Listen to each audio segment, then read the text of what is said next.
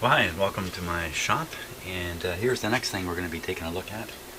This is a Panasonic AM FM multiplex stereo. Very cool looking. I don't know anything about it, so I'm starting where you're starting to. Here's the power switch. Okay. Treble bass loudness. I guess that's what they're calling the volume control on this. Band selector switch for different functions, and AFC on and off.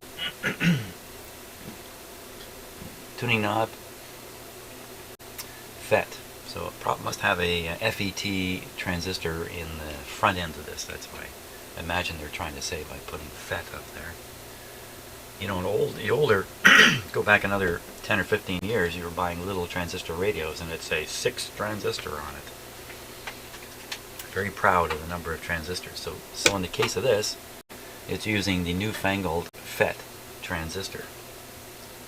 Proudly displaying that. So here's the really cool thing about it. Check that out.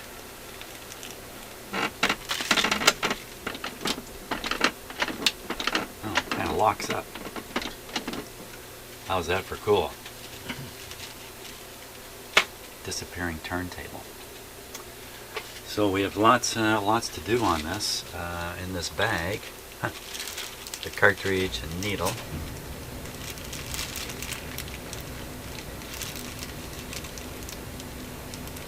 Oh, the needles. One of these. There's 2 needles in here.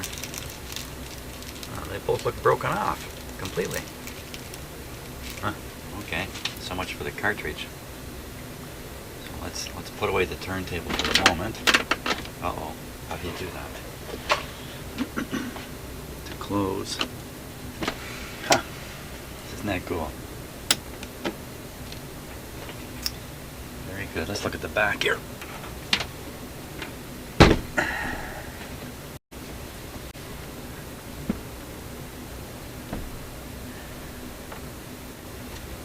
Good question at this point might be, oh, there it is. I'm going to say, where's the power cord? There it is.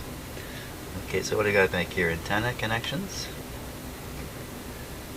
Auxiliary input. Record out. Speakers. Go here. So it doesn't have screw terminals for speakers. It has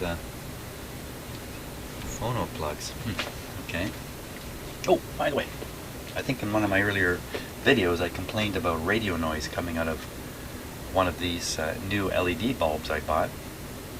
This is the one that was generating the noise, and I have a different light, identical. I bought 3 of these all at once in one package. I just swapped this out for another light, and not nearly as much radio noise. So either these are very inconsistent or there's something wrong with this one in particular, but it was putting out a lot of FM band noise. So we'll look into that some more down the road at some point. Yeah. Metal back.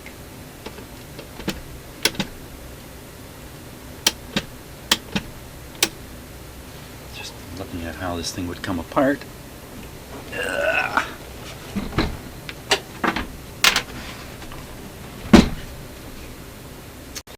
We're going to have to put some speakers on it before I do anything, really. Oh, doesn't it have a headphone jack? Come on. Really? I don't see any headphone jack in here. That's a little surprising. And I didn't miss it on the back. Huh. That's pretty surprising. I mean, it's not much to provide a headphone jack on something like this. How do you like that? Okay, so we're going to have to hook up some speakers before we go any further, and then we'll test them out and see what he does. Okay, I've got the speakers connected. You can see them there. Let's give this guy a go and see what happens.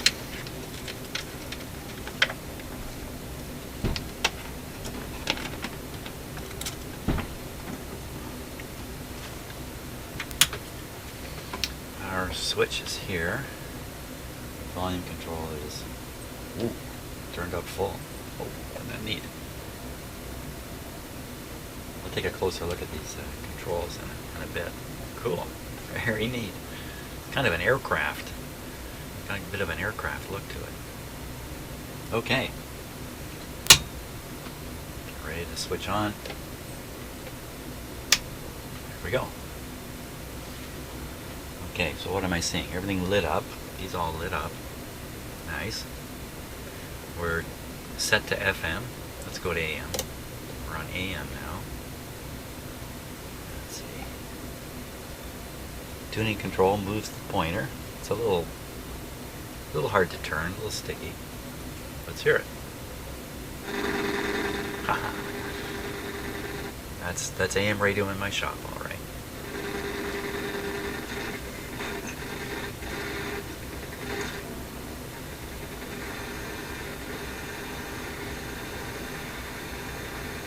The pointer is stopping right there.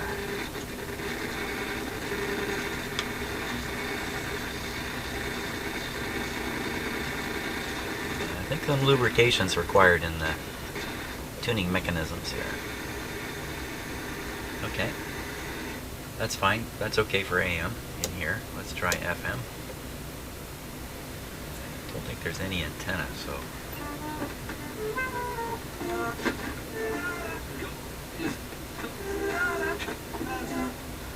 I think the tuner's slipping. I just get the feeling it's slipping a bit. That's working. That's great. Let's go between stations here. Oh yeah, the tuner's slipping for sure. Okay, between stations, here's the bass. I can hear it. Treble. Quite clear. Balance. Oh, something a little funny with that control. A little dirty.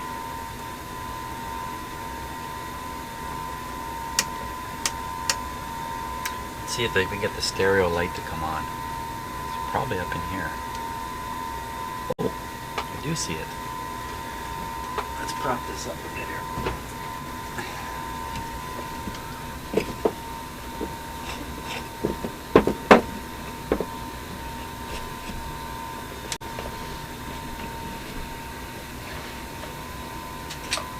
Stereo light flickering up here. It's so dangerous.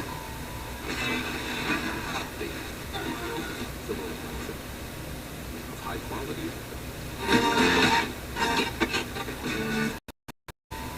Now, unfortunately, I can't stay on any music for any length of time, or I run the risk of a copyright hit on the video I'm making. So, hearing the stereo, can't say I heard it just now, but that really wasn't much of a test. So I'll have to check that off camera to be absolutely sure. Well, it seems to be in pretty good shape so far. I think the record player's next.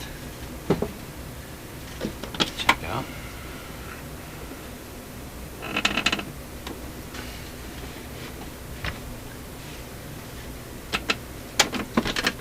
There we are. Okay. So this is set to FM still. We'll set it to phono. Let's hear what we hear.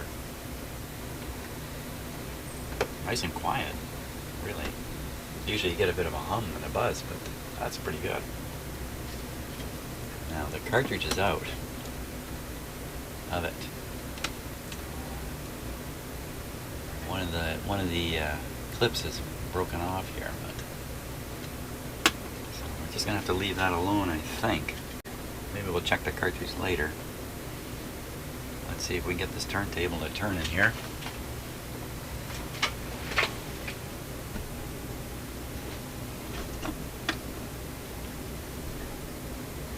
Okay.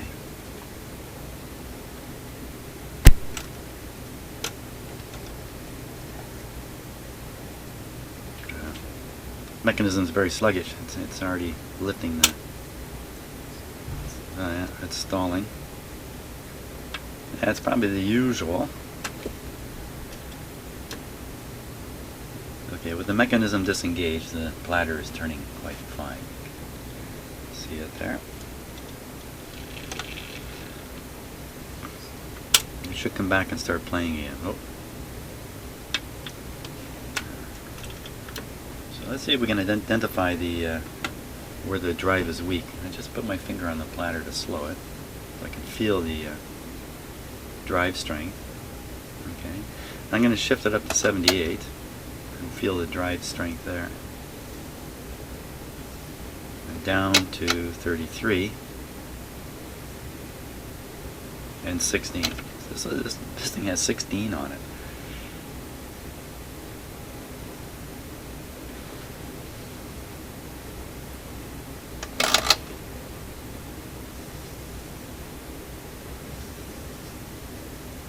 Well, I'd say it's slipping on the motor spindle, but it's probably slipping all through the drive system. So a combination of lubrication, cleaning, and we'll check the idler, the rubber idler wheel. And that was my furnace shutting off, in case you're wondering what the thunder is. I'll check the idler wheel too to make sure it's got good traction. But generally speaking, we're off to a good start already. So I think maybe we'll do the mechanics on the record player next.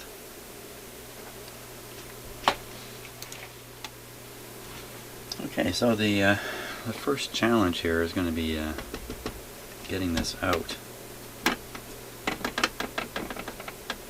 And boy, there's nothing obvious how to lift the record player out. We'll take the platter off. We can do that. Okay, we'll shut off the player, shut the power off to it. And just an E clamp here will pop off.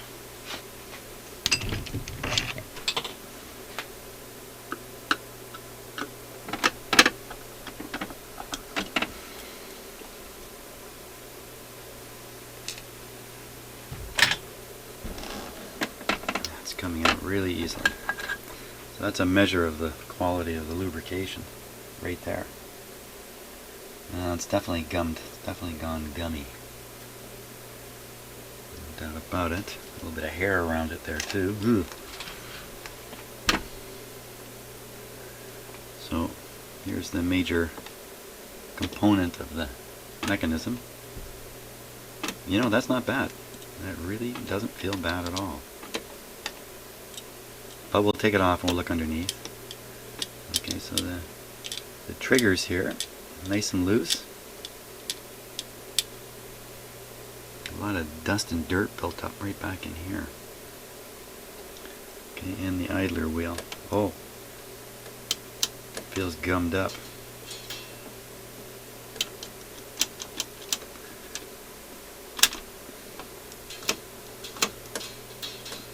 Not bad, but it needs to be.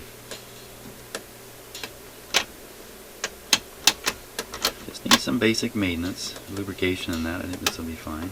Now the surface of the rubber. Yeah, it's definitely gone hard. The rubber itself, not bad. Feeling it with the edge of my fingernail. But the surface is not bad. You know, it's not bad. It's not good, but it's not bad. So let's take this guy off. Another E clamp.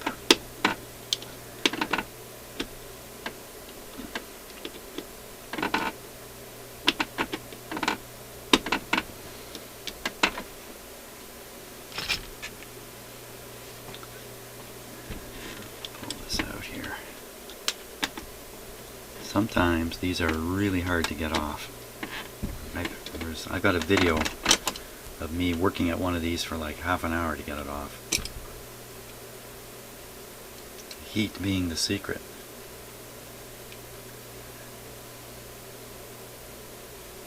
And you know, that lubrication is not completely shot. It's not nearly as bad as many. You can still see the lubrication in there. Lots of these players, you open them up and you think they'd never been lubricated. And the little roller here should turn. And see, he's not turning.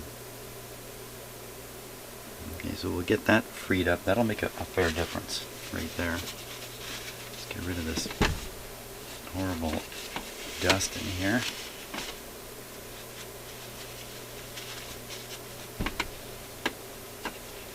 And some of this older lubrication. It's much more glue-like than it is lubrication.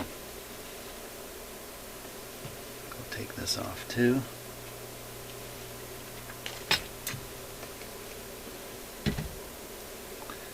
And pull out the bearing here, the main bearing, while we can get at it easy. Well, it's full of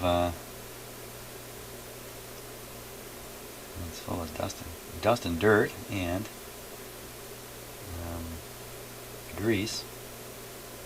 Again, it's not terrible, but it certainly isn't as good as it could or should be.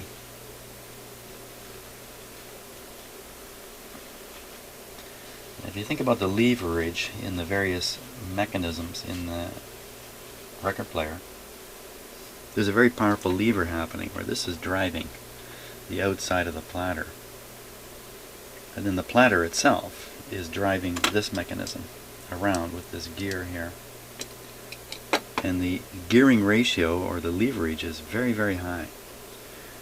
Bad lubrication down here is not as significant at slowing the player down than, say, bad contact with the spindle to the idler, or even bad contact of the idler to the inside of the platter. Although this can be really bad, you have to think about the impact on and the leverages involved to really figure out just where the heavy work that the motor feels occurs, and it's in the spinning of this around. That's why the player will play, when you turn on automatic, the arm will only travel so far and then everything slows down. When it travels far enough, it's engaged this wheel in a position where it's really working hard, and that's when you need the power in the motor, and all the traction has to be good everywhere to power through that. That's nice. And there's a few things here that should not be lubricated. These metal pieces here should not be lubricated. The lubrication will get in between them, and maybe initially it's fine, but after a little while some of the volatiles will come out of the lubricant you put in there. And there's also a surface tension problem. It'll start sticking these two plates together. They won't move independently. And then your record player won't pick up at the end of the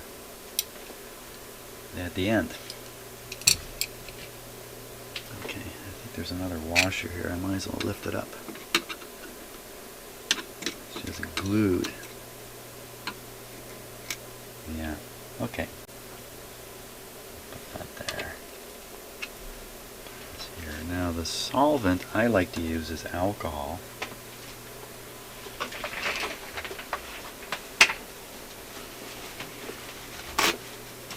Because I believe it's pretty safe to use, pretty harmless. This is alcohol here. It evaporates away pretty quick. It's pretty good at dissolving most ordinary oils and greases and stuff like that, and loosening them up. Doesn't produce fumes that we have to be too scared of. Suppose it is explosive in some way, but I never heard of anybody being too worried about alcohol causing an explosion.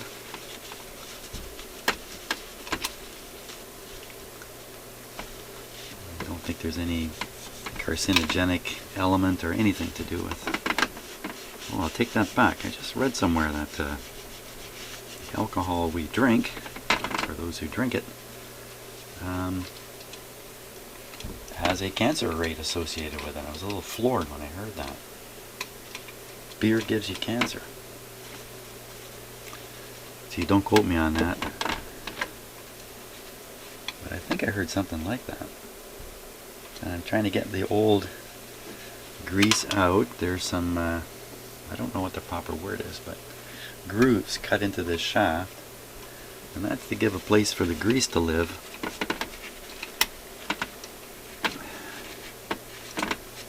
right inside the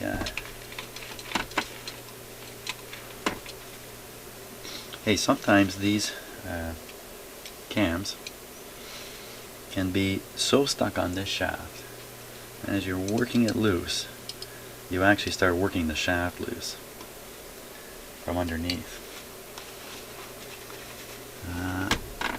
Something to be aware of. That just because this piece starts to turn when you apply force doesn't mean it's turning on the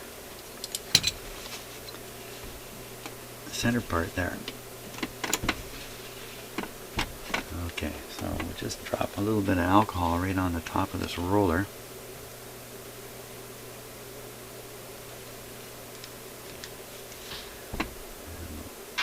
See if we can't get it turning here. Wow, it's really stuck. Of course, my fingers are slippery too on it. Yeah, it's really stuck. So we'll let the alcohol do its thing there for a bit.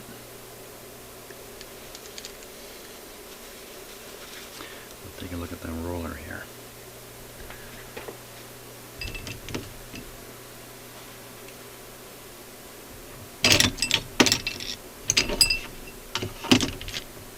Apparently my favorite screwdriver has gone for a walk, so we'll use this guy.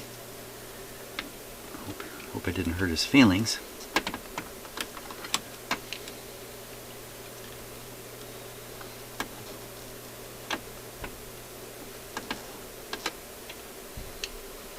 Not quite big enough.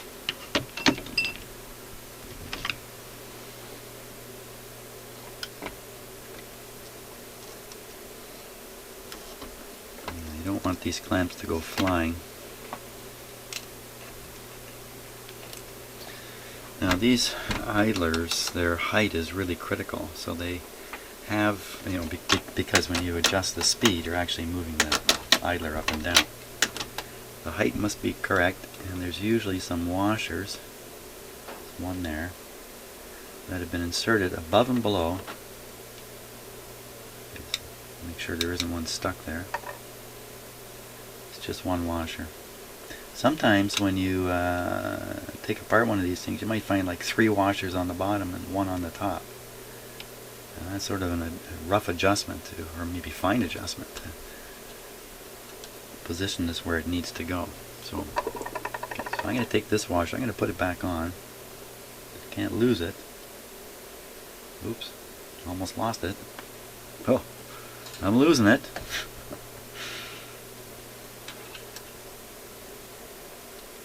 But he didn't get away. I'll, there. Just have to remember that. Now, take a look at this edge. I think it might be good to take a look at this under the microscope, actually. Really,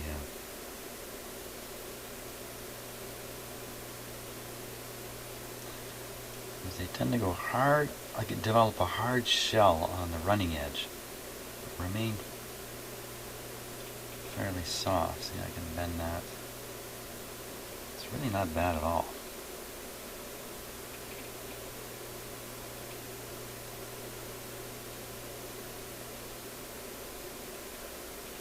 I don't think there's any reason to put it under the microscope here.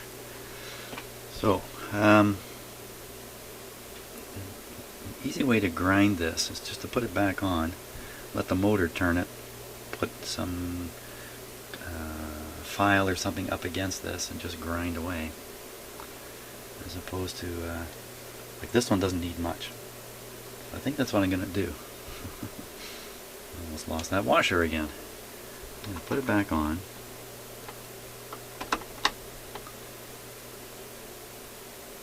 Okay, I think I'll even put the clip in.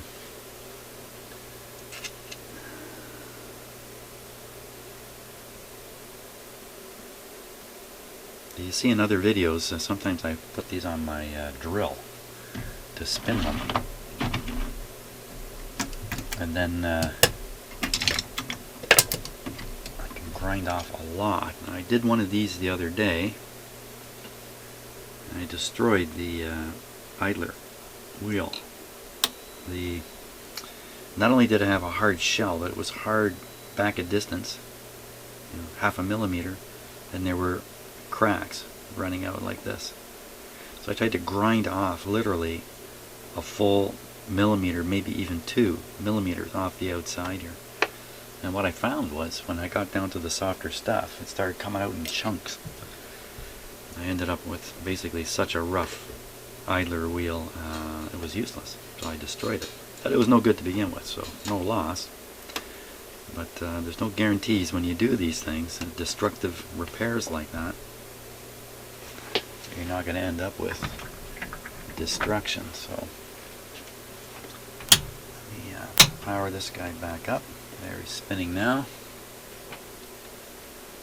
And let's bring on that close-up camera here for some fun.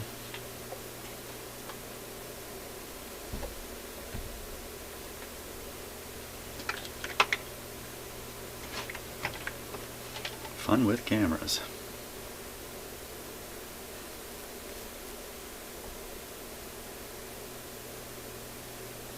There we go.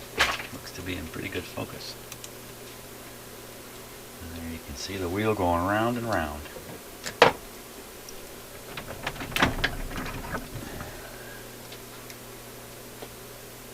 It's a very, very fine file I have here. Put my finger on it to drive it into the wheel. Let me put it up on 70. I put it a little too low. Maybe 45. Okay. I'm going to push. I'm pushing the wheel into the spindle, and then just putting this.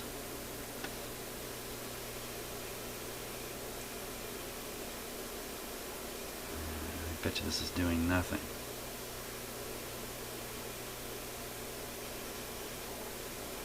The way we can tell is looking at what's coming off onto the file. Tiny, tiny, tiny amount. Okay, I've got a stronger file here.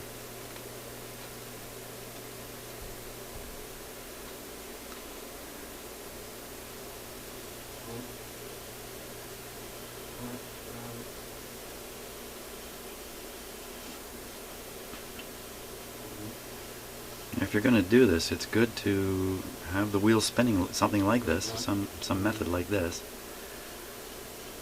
If you try to just hold this in your hand and then you know, file away or use sandpaper or whatever it is, you're going to end up with that being out of round.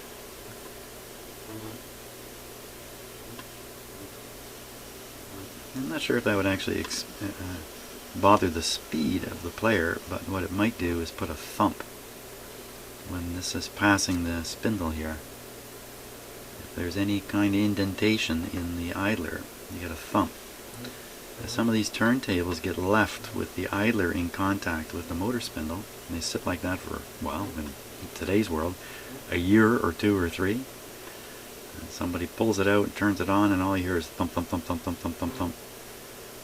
And that's the dent that's in the idler wheel passing the spindle. So if you have a record player, you turn it on, and you know, it could be working okay, more or less, but you hear this thump, thump, thump, thump, thump, thump.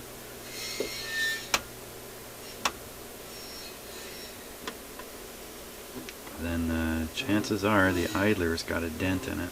And often if they have one dent, they have many dents in them. And again, you got to grind them, but you couldn't do it this way. You'd have to put this on your drill or something much more powerful. Some funny sounds coming out of here. Well, I've hardly done anything, which is kind of my plan here.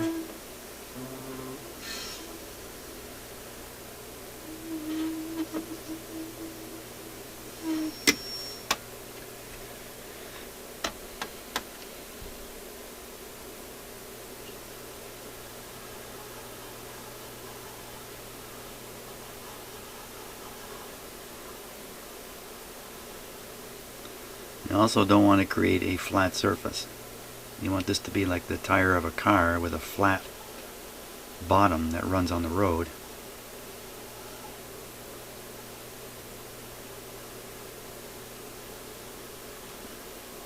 So if you shave this into a knife edge, might not get enough contact against the spindle, and no power. Now, did we really do anything there? Hard to say. We should look. Hard to say just sitting here. We should look inside here. This is where the idler wheel runs, on this inside part. Even this can be roughed up a little bit to improve traction. But I'm just going to take the dirt off it. Probably using my thumbs, not the best either. Okay, so we'll fix up the bearing.